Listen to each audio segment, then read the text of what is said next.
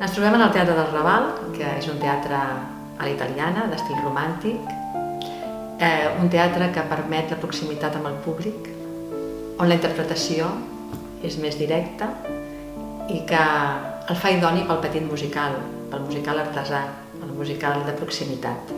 És un teatre amb una boca d'un taló vermell que recorda els teatres clàssics de l'època.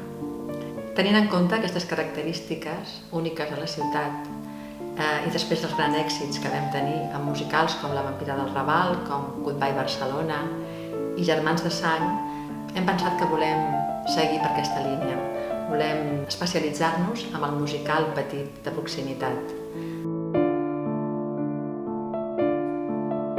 Pensem que els musicals més artesans no tenen cabuda pràcticament amb teatres d'aquestes característiques i així també ens podem allunyar una mica de la fredor dels grans musicals comercials.